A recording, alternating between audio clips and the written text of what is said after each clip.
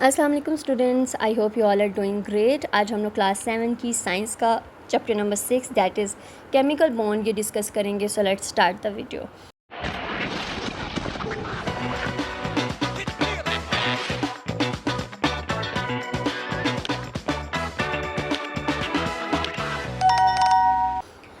Element contain only one type of atom. जो element होते हैं उसमें सिर्फ एक तरह के एटम होते हैं, जबकि कभी कभार टू और more atom join together to form a molecules. अब हमने एक चीज़ अब ये चीज़ ध्यान से सुननी है आपने कि जो एलिमेंट है वो सिर्फ एक टाइप ऑफ एटम, उसमें एक टाइप ऑफ एटम होता है एलिमेंट में, लेकिन दो या दो से ज़्यादा जब एटम आपस में मिलते हैं तो वो क्या बनाते हैं, मॉलिक्यूल्स बनाते हैं। ठीक है। So the outer electron shell of these atom are not fill, और इन्हीं एटम्स की जो आउटर मोस्ट शेल होती हैं वो कंप्लीट फुल नहीं होती। अब मैं आपको एक एग्जांपल देती हूँ। फॉर एग्जांपल हम लोग जो एटम बनाते हैं 1 2 3 4 5 6, चलो मैंने 6 बना लिए, ठीक है, ये 7 ले लेती हूँ। अब यहाँ पे देखो एक इसका खाली है और दो यहाँ से खाली हैं, यानी कि ये कम्प्लीटली फुल नहीं है। ये इसको डिटेल में मैं पहले जो आपका पीरियोडिक टेबल वाला चैप्टर था आई थिंक मैं वहाँ पे डिस्कस कर चुकी हूँ। अगर आपने वो वीडियोस नहीं देखी तो आप आई सजेस्ट कि पहले आप वो वीडियो देखो एंड देन आपको समझ आएगी कि ये हमने इसको ड्रॉ कैसे करना है, इसका करना क्या है, देन आपको पता चलेगा। ये जो लाइन होती हैं गोल, इसको हम शेल कहते हैं। ये जो मैंने डॉट्स लगाए हैं, डॉट डॉट असल में नहीं, ये इलेक्ट्रॉन्स होते हैं जो कि उसके रिवॉल्व करते हैं, इस पर नेगेटिव चार्ज होता है। और ये जो अब देखो उन्होंने यहाँ पे 3 जगह खाली, यानी कि ये कम्प्लीटली फुल नहीं है। अगर यहाँ पे भी होता तो ये कम्प्लीटली फुल होता। अब ये जो एटम है, ये पूरा स्ट्रक्चर किसका है, ये एटम का स्ट्रक्चर है, तो ये कम्प्लीटली फुल नहीं है। तो वो यही कहने की यहाँ पे कोशिश करें। मैंने सिर्फ ओवरव्यू दिया आपको कि ये एटम है क्या और कौन से आउटरमोस्ट शेल की बात कर रहे हैं। फिर वो कह रहे हैं कि the atom in a molecule are held together. जो एटम है मॉलिक्यूल के अंदर, वो जब आपस में मिलते हैं किसकी वजह से, केमिकल बाउंडिंग की वजह से। ठीक है। अब यहाँ पे एक वर्ड आया है chemical bound. So I suggest आप लोग अपने बुक के लास्ट पे जाओ, वहाँ पे चैप्टर वो डेफिनेशंस लिखी हैं, तो ये डेफिनेशन को आप वहाँ से याद कर सकते हो केमिकल बाउंड की। ठीक है। उसके बाद आता है केमिकल कंपाउंड क्या है, आर मेड। केमिकल कंपाउंड कैसे बनता है, जब दो या दो से ज़्यादा एलिमेंट आपस में मिलते हैं बाय केमिकल बाउंडिंग की वजह से, तो केमिकल कंपाउंड बनता है। तो यहाँ से आपने केमिकल कंपाउंड की भी डेफिनेशन याद करनी है, एक केमिकल बाउंड की और एक केमिकल कंपाउंड की। ऊपर हमने पढ़ा था तब दो या दो से ज़्यादा एटम आपस में मिलेंगे तो क्या बनता है, मॉलिक्यूल बनता है। यहाँ हम पढ़ें दो या दो से ज़्यादा एलिमेंट जब आपस में मिलेंगे तो केमिकल कंपाउंड बनाते हैं with the help of chemical bond. ठीक है। सो ये जो बाउंडिंग हुई है इनकी, जब ये बाउंडिंग होती है एलिमेंट्स की, ये बहुत स्ट्रॉन्ग होती है and that the compound behave as it is a single substance. तो ये बिहेव ऐसा करता है जैसे कि एक सिंगल सब्सटेंस बन गया हो। ठीक है। तो इस पूरे पैराग्राफ में आपने केमिकल, एक तो ये पता हो कि दो या दो से ज़्यादा एटम आपस में मिलते हैं तो क्या बनता है, मॉलिक्यूल बनता है। और एक एलिमेंट में कितने एटम होते हैं, एक तरह का ही एटम होता है। दो या दो से ज़्यादा एलिमेंट आपस में मिलेंगे तो क्या बनता है, और केमिकल बाउंड और केमिकल कंपाउंड की डेफिनेशन आपने याद करनी है इसमें से अच्छे से। ठीक है। असल में इसमें डेफिनेशंस आपकी पूछी जा सकती हैं फिर एमसीक्यूज़ की फॉर्म में, या फिर वैसे ही पूछी जा सकती हैं शॉर्ट क्वेश्चंस में। तो आपको पता हो कि केमिकल बाउंडिंग क्या है और केमिकल कंपाउंड में डिफरेंस क्या है। एक में हम एटम की बात कर रहे हैं, एक में हम एलिमेंट की बात कर रहे हैं। ठीक है। नेक्स्ट चलते हैं topic that is molecules and chemical formula क्या होता है। Molecule of element and compound. Molecule दोनों की बात हो रही है, एक एलिमेंट की भी और एक कंपाउंड की भी। ये डिफरेंट हो, दोनों जो हैं डिफरेंट शेप्स के होते हैं, डिफरेंट साइज़ के होते हैं, और इनको हम रिप्रेजेंट करते हैं या तो एटॉमिक डायग्राम से या मॉडल से या फिर केमिकल फार्मूला से। दूसरा है हमारे पास केमिकल फार्मूला क्या है। अभी हमने एक चीज़ पढ़ी है ना, मॉलिक्यूल्स, यानी कि मॉलिक्यूल्स क्या है। अब केमिकल फार्मूलाज क्या है, केमिकल फार्मूला हमें ये बताता है, उसका नंबर बताता है। टेल ऑफ एन एटम और मॉलिक्यूल्स और कंपाउंड। एक तो मॉलिक्यूल और कंपाउंड का एटम के कितने सिंबॉलिक रिप्रेजेंटेशन है। अगर मैंने आपको बोला है कि अगर आपके पास नाइट्रोजन है और हाइड्रोजन है, नाइट्रोजन 7 है, हाइड्रोजन 1 है, तो ये होगा इसका केमिकल फार्मूला। समझ आई। अगर मैंने आपको बोला सोडियम या नाइट्रोजन ऑक्साइड, नाइट्रोजन ऑक्साइड बना लो, ऑक्सीजन लगा लो साथ, सोडियम क्लोराइन बना लो, डिफरेंट। तो ये जो मैं बोल रही हूँ नाइट्रोजन, क्लोराइन, हाइड्रोजन, ये सब क्या हैं, केमिकल फार्मूलाज। इसके जो नंबर होंगे ये रिप्रेजेंट करेंगे कि उसके एटॉमिक नंबर कितने हैं। क्लियर है? इस पूरे पैराग्राफ में सिर्फ यही बताया हुआ है कि सिंबॉलिक रिप्रेजेंटेशन है, formula written as the chemical symbol of an element follow by number indicated the number of atom of each element. Same वही चीज़ एक्सप्लेन की है।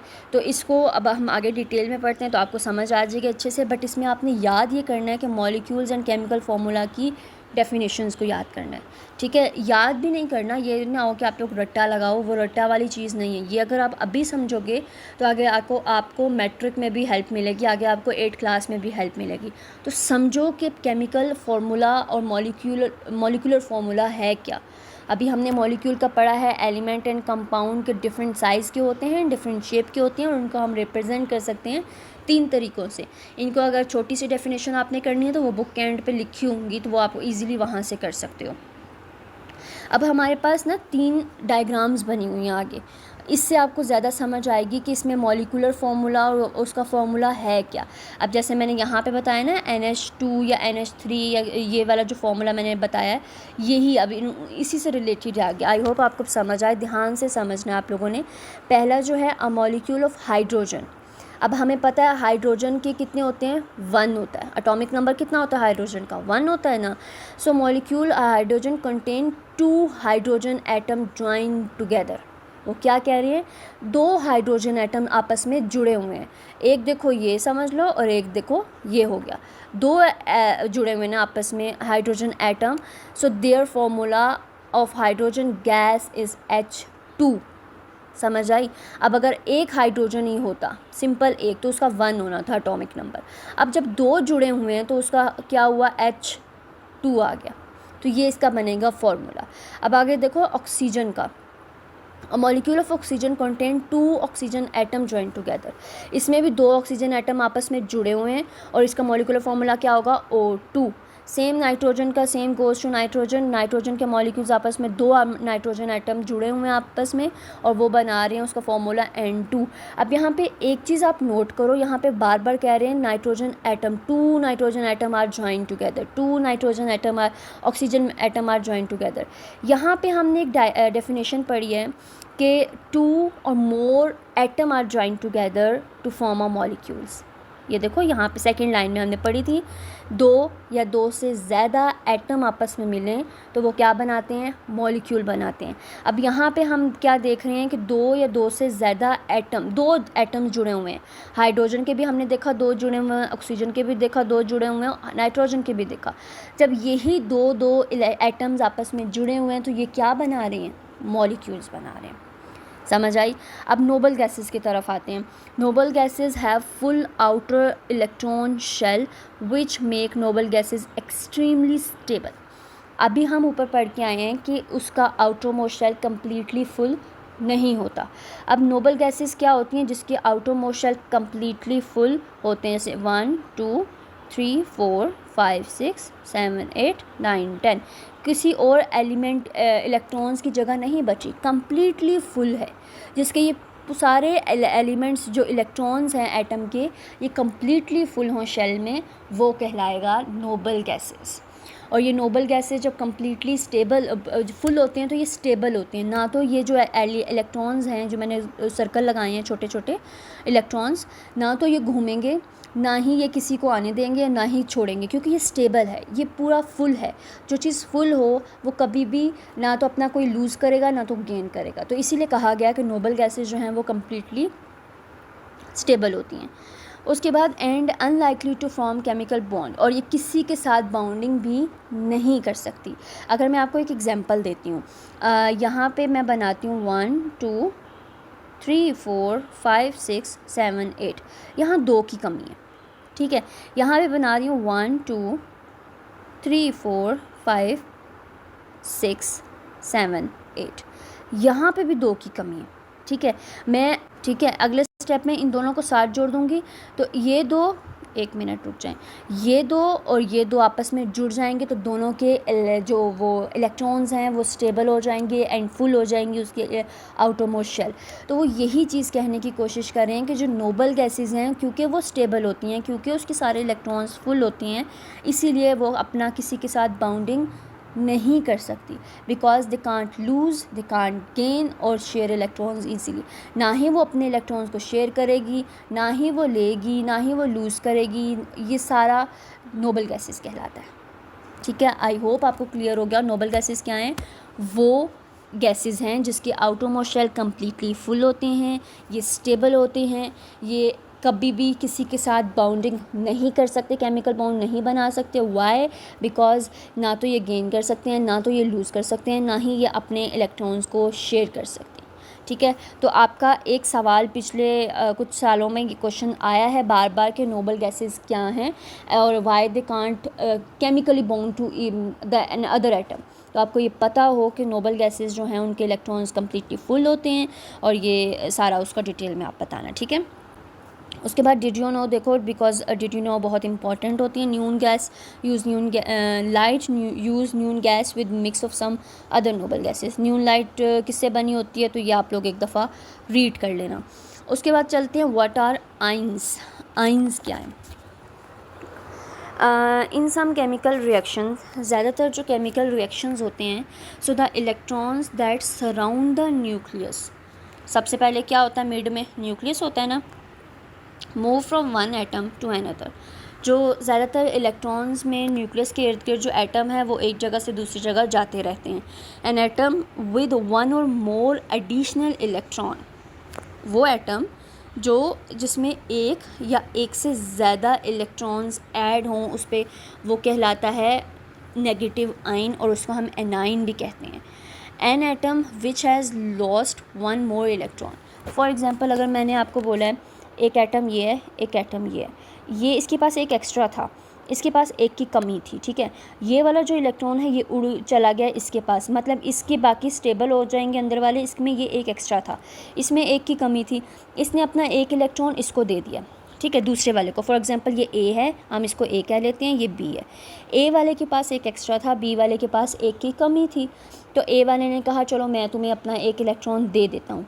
जो देगा ना, इसके ऊपर आ जाएगा पॉजिटिव साइन। याद रखना है, जो देगा उस पे आएगा पॉजिटिव साइन और जो लेगा उस पे आएगा नेगेटिव साइन।